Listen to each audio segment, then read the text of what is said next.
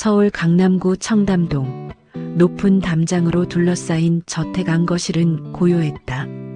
값비싼 골동품과 명화로 장식된 공간에서 한정숙 회장 부인은 창밖을 바라보고 있었다. 65의 나이에도 꼿꼿한 자세와 단정한 옷차림은 그녀가 평생 지켜온 품위를 말해주고 있었다. 거실 문이 열리며 아들 한민준이 들어섰다. 32의 나이 대한그룹 전무로서 회사 일에 바쁜 아들이 직접 찾아온 것은 분명 중요한 일이 있기 때문이었다. 정숙은 찻잔을 내려놓으며 아들을 바라보았다. 어머니, 말씀드릴 게 있어서 왔습니다. 민준의 목소리는 평소보다 조심스러웠다. 정숙은 이미 예감하고 있었다. 최근 몇 달 동안 아들의 표정에서 무언가 달라진 것을 느꼈기 때문이다. 민준은 주머니에서 작은 사진 한 장을 꺼내 어머니 앞에 놓았다. 사진 속에는 소박한 차림의 젊은 여성이 환하게 웃고 있었다.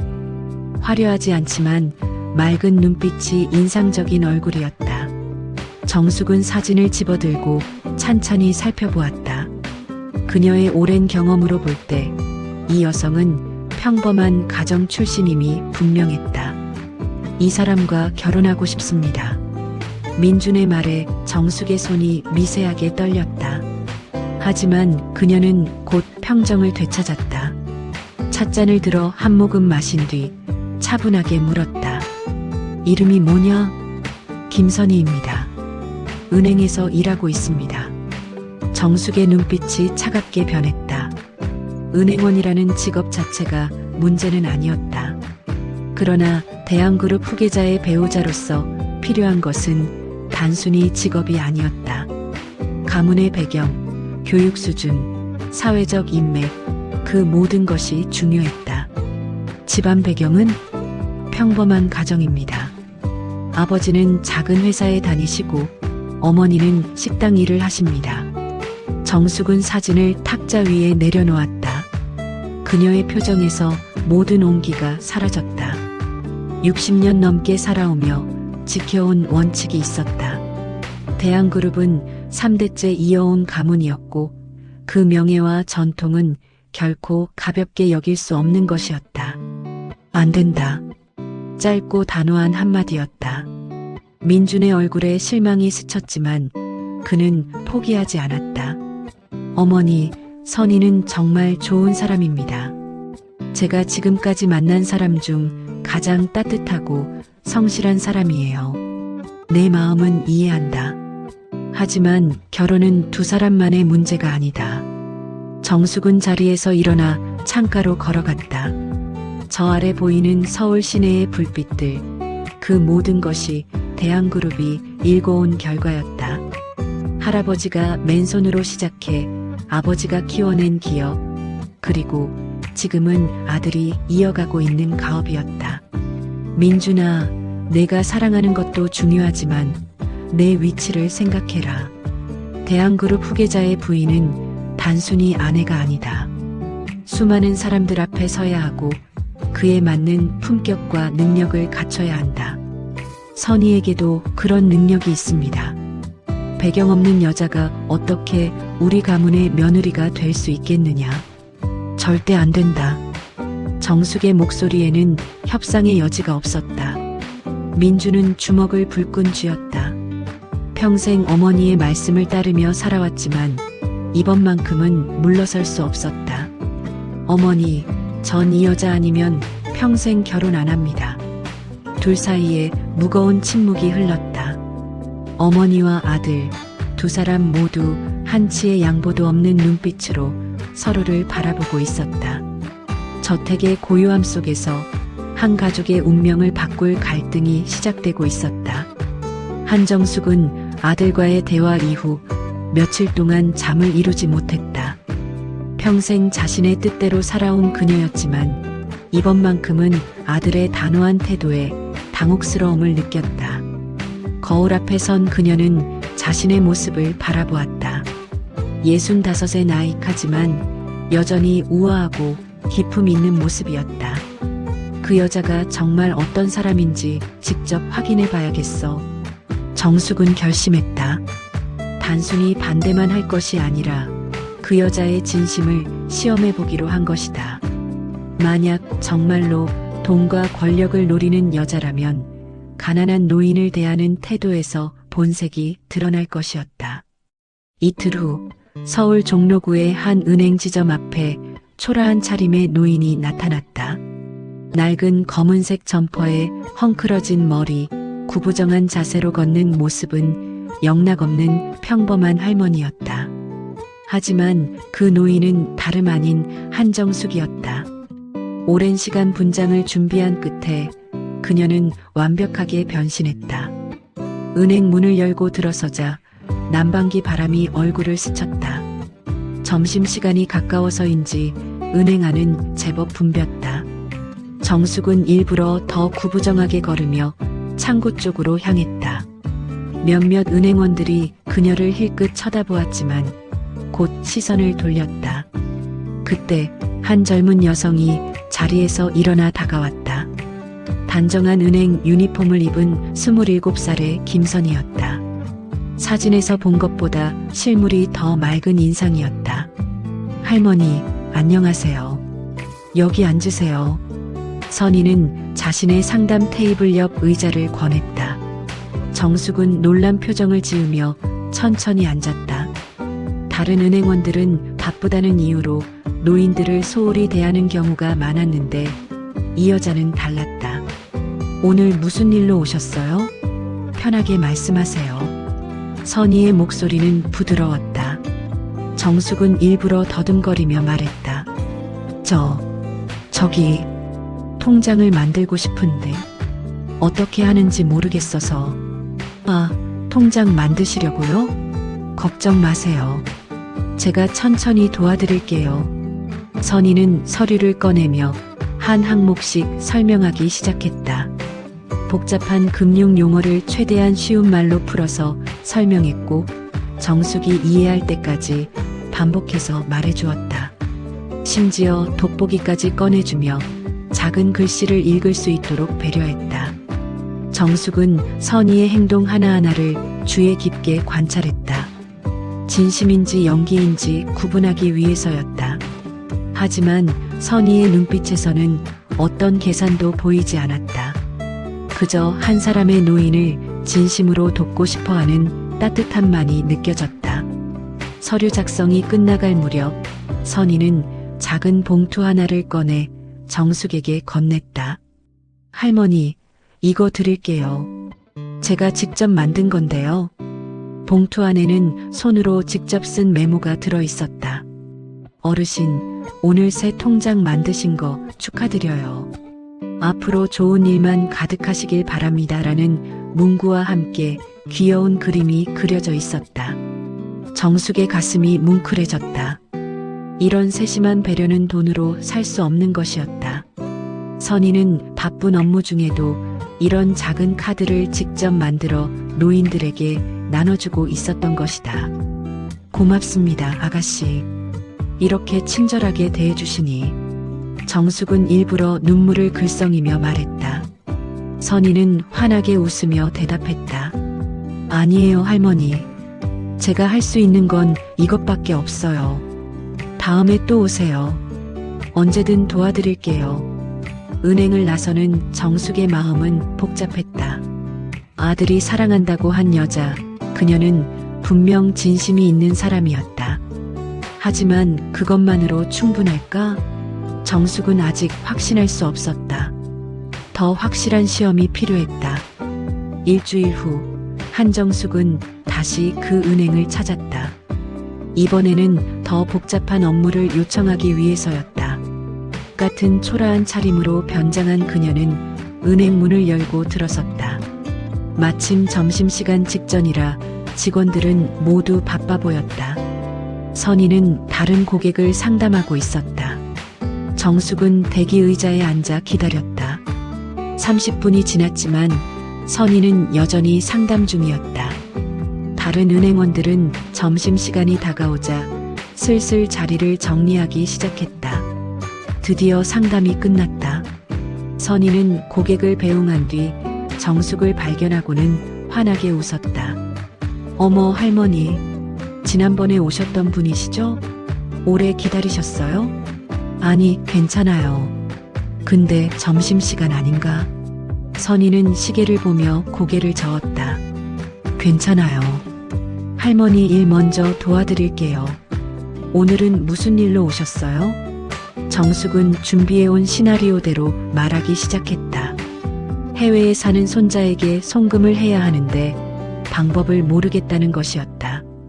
실제로는 매우 간단한 업무였지만 일부러 복잡하게 꼬아서 물어봤다. 선희는 전혀 짜증내는 기색 없이 하나하나 설명했다.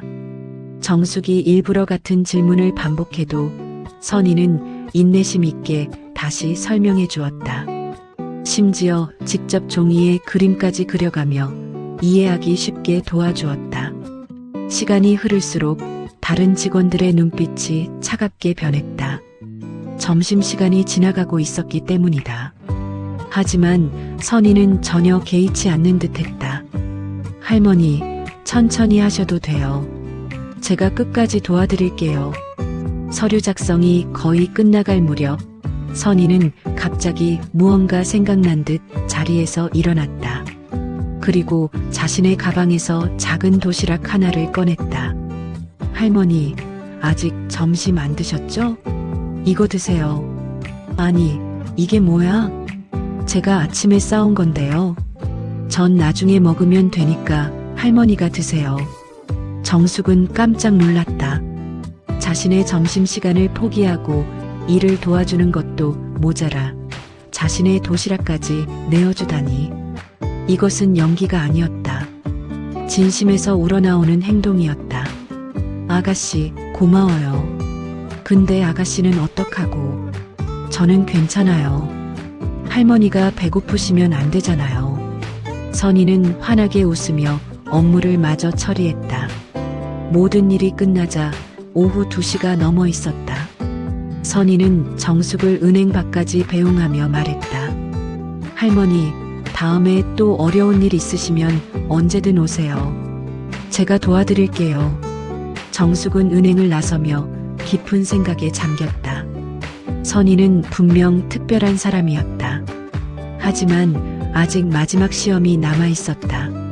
권력 앞에서도 과연 저 따뜻함을 유지할 수 있을까? 사흘 후 한정숙은 세 번째로 그 은행을 방문했다. 이번에는 의도적으로 은행이 가장 바쁜 시간대인 오전 11시를 택했다. 그리고 미리 비서를 통해 은행 지점장에게 연락을 해두었다. 정오에 중요한 VIP 고객이 방문할 예정이니 만반의 준비를 하라는 내용이었다. 은행에 들어서자 예상대로 손님들로 붐볐다. 선희는 한 중년 남성 고객을 상담하고 있었다. 정숙은 대기표를 뽑고 선희의 창구 앞에서 기다렸다. 시간이 흐르면서 은행 분위기가 묘하게 긴장되기 시작했다. 지점장인 박철수가 직원들에게 지시를 내리며 분주하게 움직였다.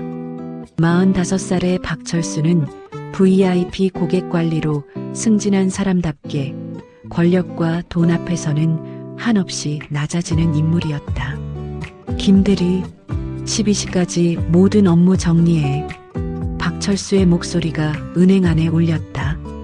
선희는 고개를 들어 지점장을 바라보았다. 하지만 곧 시선을 돌려 앞에 고객에게 집중했다.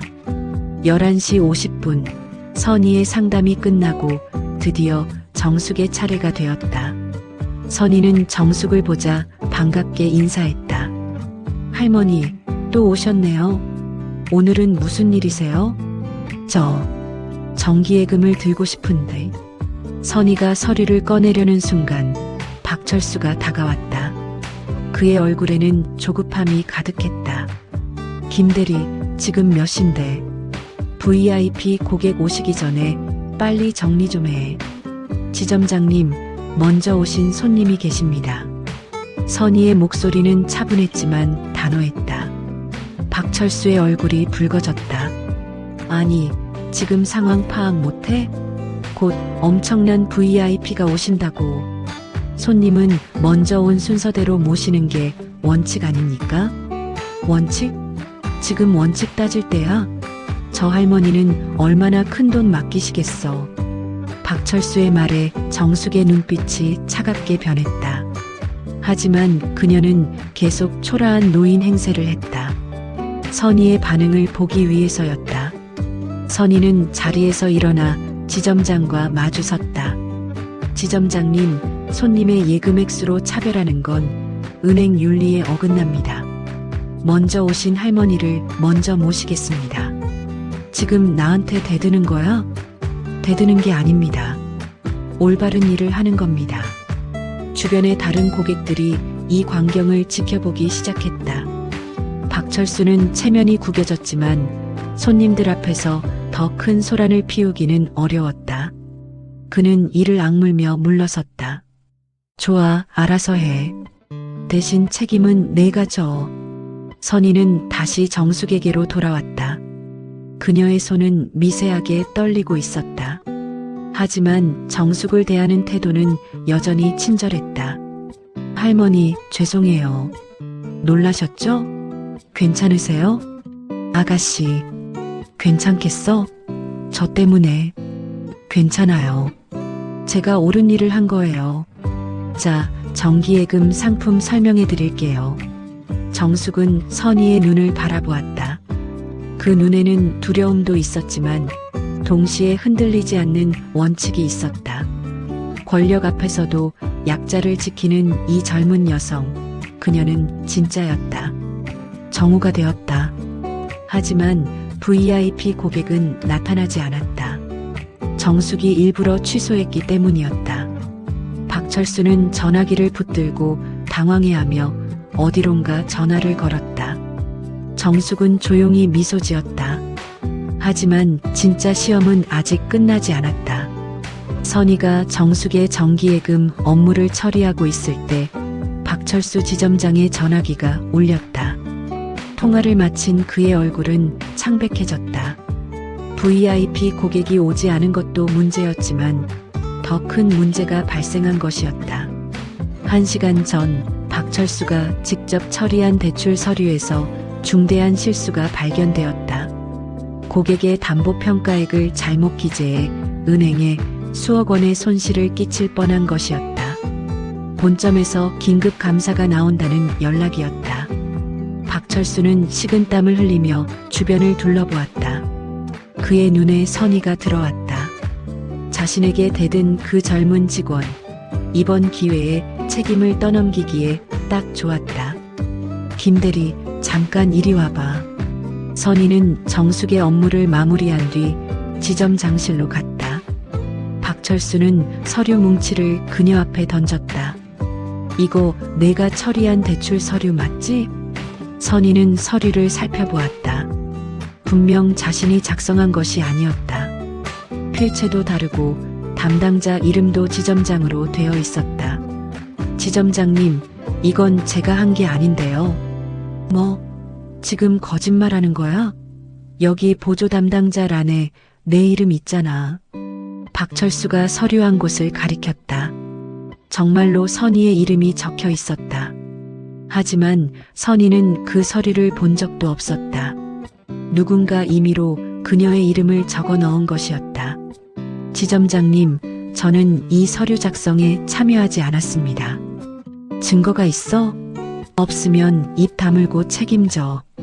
선희는 억울했지만 증거가 없었다. 은행의 서류 처리 시스템상 보조 담당자는 여러 명이 될 수 있었고 실제로 누가 작성했는지 추적하기 어려웠다. 그때 정숙이 지점장실 밖에서 이 모든 광경을 지켜보고 있었다. 업무를 마친 후 화장실에 가려다가 우연히 듣게 된 것이었다. 그녀의 얼굴에 분노가 스쳤다. 본점 감사팀이 곧 온다. 내가 실수했다고 해명해. 하지만 지점장님, 시끄러. 이게 싫으면 당장 사표 써. 선희는 주먹을 불끈 쥐었다. 눈물이 날 것 같았지만 참았다. 이 일자리를 잃으면 노부모님을 부양할 수 없었다. 그리고 무엇보다 민중과의 결혼을 위해서라도 지금 문제를 일으킬 수 없었다. 오후 3시 본점 감사팀이 도착했다. 박철수는 능숙하게 상황을 설명했다. 이번 실수는 김선희 대리의 부주의로 발생했습니다. 신입이라 아직 업무 파악이 미흡한 것 같습니다. 감사팀장이 선희를 쳐다보았다. 김 대리 할 말 있나요? 선희는 잠시 망설였다. 진실을 말하면 더 큰 문제가 될 것 같았다. 지점장과의 정면 대결은 결국 자신의 패배로 끝날 게 분명했다. 죄송합니다. 그녀는 고개를 숙였다. 억울했지만 은행의 명예를 위해서라도 조용히 넘어가는 것이 맞다고 판단했다. 고객님께 불편을 드려 정말 죄송합니다. 감사팀장은 한숨을 쉬며 고개를 저었다. 김 대리, 이번 건은 경고 처분입니다. 다음부터 더 조심하세요. 선희는 고개를 숙인 채 대답했다. 네, 명심하겠습니다. 밖에서 이 모든 것을 지켜본 정숙의 눈에서 눈물이 흘러내렸다. 부당한 대우를 받으면서도 은행의 명예를 지키려는 선희의 모습, 그것은 진정한 책임감이었다. 정숙은 더 이상 참을 수 없었다. 이제 진실을 밝힐 때가 온 것이다. 다음 날 아침 10시 은행은 평소와 다름없이 문을 열었다. 박철수 지점장은 자신의 자리에 앉아 커피를 마시며 신문을 읽고 있었다. 어제의 위기를 잘 넘겼다는 안도감에 기분이 좋았다. 그때 은행 문이 열리며 한 여성이 들어섰다. 샤넬 정장에 명품 핸드백을 든 60대 여성, 그녀의 등장과 동시에 은행 분위기가 순식간에 얼어붙었다. 은행원들은 모두 자리에서 일어나 긴장한 표정으로 그녀를 바라보았다. 박철수는 신문에서 눈을 떼고 입구를 보았다. 순간 그의 얼굴에서 핏기가 사라졌다. 한정숙 대한그룹 회장 부인이 직접 이 작은 지점을 방문한 것이었다. 어서 오십시오. 박철수는 황급히 달려나가 허리를 굽신거렸다. 다른 직원들도 일제히 인사했다. 선희만 유일하게 상황 파악을 못한 채 멍하니 서 있었다. 지점장실로 안내하겠습니다. 됐습니다. 여기서 얘기하죠. 정숙의 목소리는 차갑고 단호했다. 그녀는 은행 안을 둘러보다가 선희를 발견했다. 선희는 그 우아한 여성을 보며 어디선가 본 듯한 느낌을 받았다. 혹시 김선희 대리님 맞죠? 정숙이 선희에게 다가갔다. 선희는 고개를 끄덕였다. 정숙은 선희의 손을 잡으며 말했다. 지난 며칠 동안 3번이나 이 은행을 방문했습니다. 매번 초라한 노인으로 변장해서 말이죠. 은행 안이 술렁거렸다. 선희는 눈이 커졌다. 그 친절한 할머니가 바로 이분이었단 말인가? 할머니, 아니 회장님이셨어요? 네. 김선희 대리님, 당신은 3번 모두 한결같이 친절했습니다. 돈도 없고 권력도 없는 노인을 차별 없이 대했죠. 박철수는 이 대화를 들으며 식은땀을 흘렸다. 무슨 일인지 감이 잡히지 않았지만 좋지 않은 예감이 들었다. 정숙은 박철수를 향해 돌아섰다. 지점장님, 어제 대출 서류건 기억하시죠? 네, 회장님. 그 서류 실제로 누가 작성했습니까? 박철수의 얼굴이 하얗게 질렸다. 정숙은 자신의 핸드백에서 서류 한 장을 꺼냈다. 제가 어제 저녁 본점에 연락해서 CCTV 기록과 컴퓨터 로그를 조사했습니다. 그 서류는 당신이 직접 작성한 것이더군요. 그건 김선희 대리는 그 업무에 전혀 관여하지 않았습니다. 당신이 임의로 그녀의 이름을 적어 넣었죠. 은행 안의 모든 시선이 박철수에게 쏠렸다. 그는 입술을 떨며 아무 말도 하지 못했다. 김선희 대리님, 정숙이 선희를 바라보았다. 당신은 억울한 일을 당했지만 은행의 명예를 위해 참았습니다. 그런 책임감 있는 직원을 이렇게 대하다니 이 은행이 부끄럽지 않습니까? 회장님, 저는 사과하십시오. 김선희 대리에게 진심으로 사과하세요. 박철수는 떨리는 다리로 선희 앞에 섰다. 그리고 깊숙이 고개를 숙였다. 김 대리, 정말 미안합니다. 제가 잘못했습니다. 선희는 어안이 벙벙했다. 며칠 전만 해도 자신을 억압하던 지점장이 지금 이렇게 사과하고 있다니. 정숙은 다시 박철수를 바라보았다. 참고로 저는 이 은행에 7,500억 원을 예치하고 있습니다. 본점에 연락해서 지점장 교체를 요청하겠습니다. 7,500억이라는 숫자에 은행 안의 모든 사람들이 숨을 멈췄다. 박철수는 그 자리에서 주저앉을 뻔했다. 정숙은 선희에게 다가가 조용히 말했다. 김선희 대리님, 오늘 퇴근 후에 시간 있으신가요? 제가 저녁 식사 대접하고 싶은데요. 선희는 떨리는 목소리로 대답했다. 네, 있습니다. 정숙은 명함 한 장을 선희에게 건넸다. 그리고 은행을 나서며 마지막으로 한마디 덧붙였다.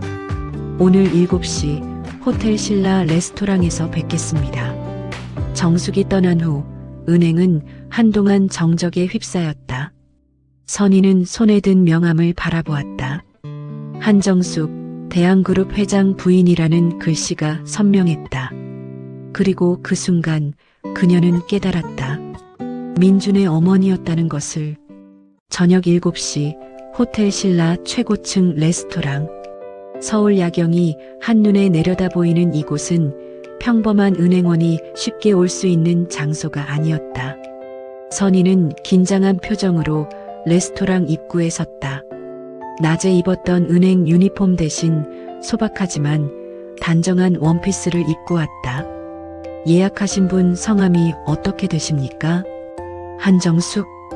회장님 예약이요. 안내 직원의 태도가 즉시 바뀌었다. 아, 네. 이쪽으로 오세요. 프라이빗 룸으로 안내받은 선희는 문을 열고 들어섰다. 넓은 창가 테이블에 한정숙이 앉아 있었다. 낮에 은행에서 본 것과는 달리 지금의 그녀는 훨씬 부드러운 인상이었다. 어서 오세요, 선희 씨. 정숙은 일어나 선희를 맞이했다. 선희는 어색하게 인사했다. 회장님, 저를 이렇게 불러주셔서. 앉으세요. 편하게 계세요. 둘은 마주 앉았다.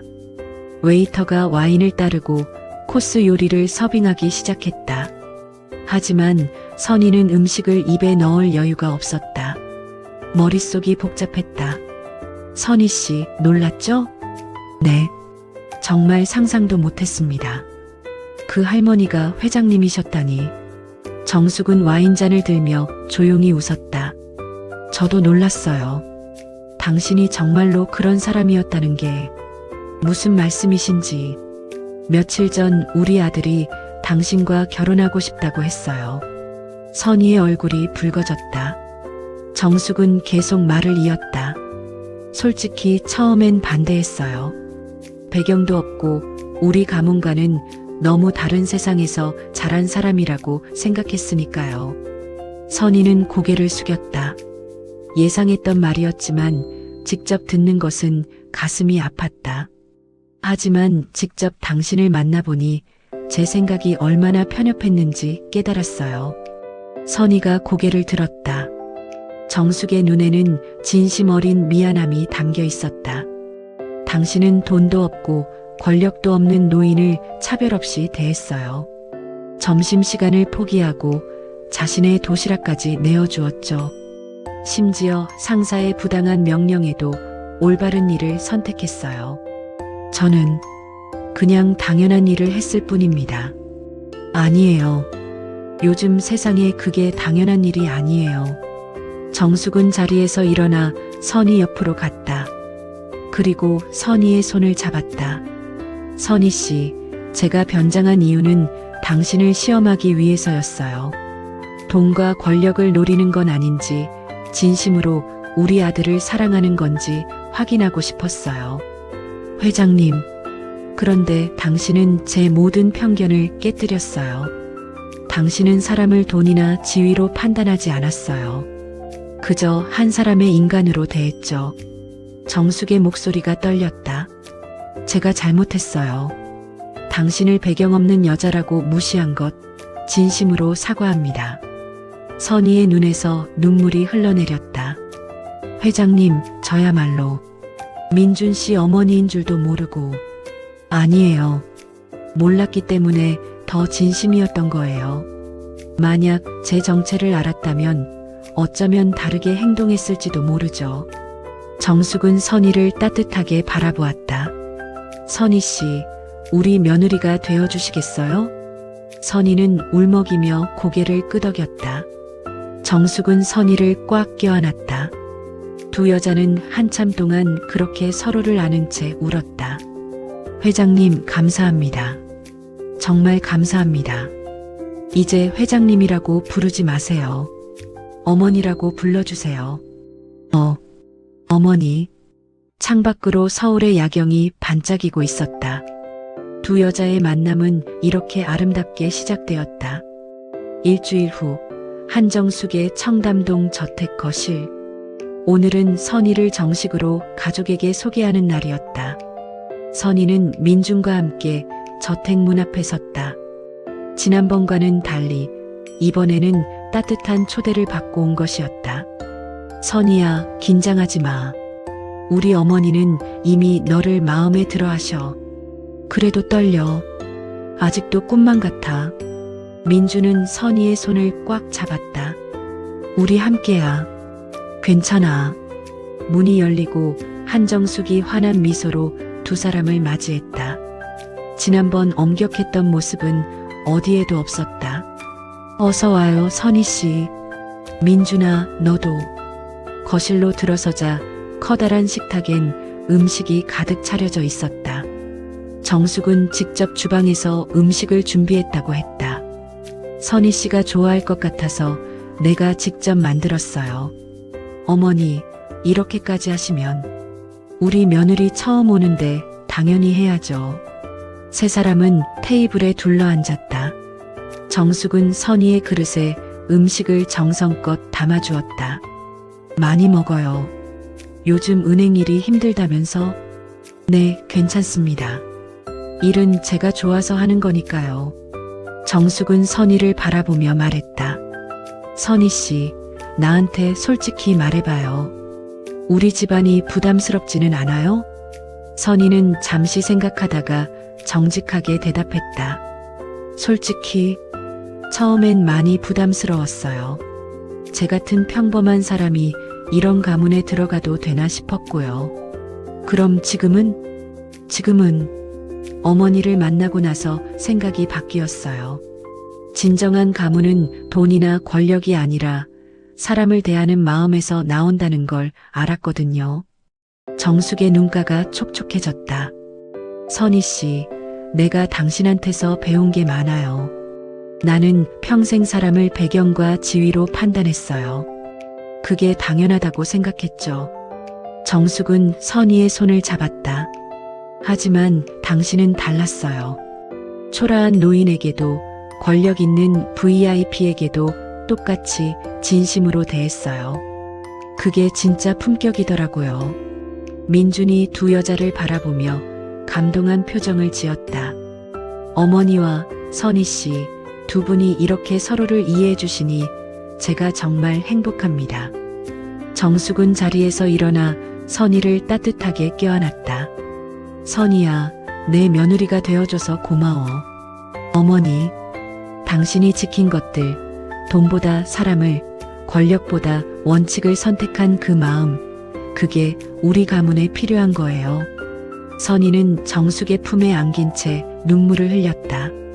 제가 어머니의 며느리가 되어 부끄럽지 않게 살겠습니다. 이미 충분해요. 당신은 이미 훌륭한 사람이에요. 민준도 두 사람에게 다가가 함께 껴안았다. 세 사람은 한참 동안 그렇게 서로를 아는 채 울고 웃었다. 저녁 식사 후 정숙은 선희에게 작은 상자 하나를 건넸다. 이건 우리 집안에 대대로 내려오는 비녀예요. 며느리에게 주는 거죠. 어머니, 이런 귀한 걸 이제 당신 것이에요. 당신이야말로 이걸 받을 자격이 있는 사람이니까. 선희는 떨리는 손으로 상자를 열었다. 아름다운 옥비녀가 빛나고 있었다. 평생 소중히 간직하겠습니다. 정숙은 선희의 어깨를 토닥였다. 선희 씨, 우리 가족이 되어줘서 고마워요. 아니에요, 어머니. 제가 더 감사드려요. 창밖으로 저녁 노을이 아름답게 물들고 있었다. 세 사람은 함께 창가에 서서 그 풍경을 바라보았다. 한 가족이 진정으로 탄생하는 순간이었다. 민준이 조용히 말했다. 엄마, 선희 사랑해요. 나도 사랑한다, 아들. 저도 사랑합니다, 두 분. 진정한 가문은 혈통이 아니라 따뜻한 마음과 올바른 가치관에서 시작된다. 그리고 이 세 사람은 그 진리를 몸소 증명하고 있었다. 돈과 권력을 넘어선 진실된 사랑. 그것이야말로 가장 값진 유산이었다. 여러분, 오늘 이야기는 여기까지입니다. 인생 베테랑의 사연을 끝까지 들어주셔서 진심으로 감사드립니다. 사람을 판단할 때 겉모습이나 배경이 아닌 그 사람의 진심과 행동을 봐야 한다는 교훈을 담은 이야기였습니다. 오늘 이야기가 마음에 드셨다면 구독, 좋아요 부탁드립니다. 알림 설정까지 해두시면 새로운 이야기를 가장 먼저 만나보실 수 있습니다. 다음에도 더 좋은 이야기로 찾아뵙겠습니다. 감사합니다.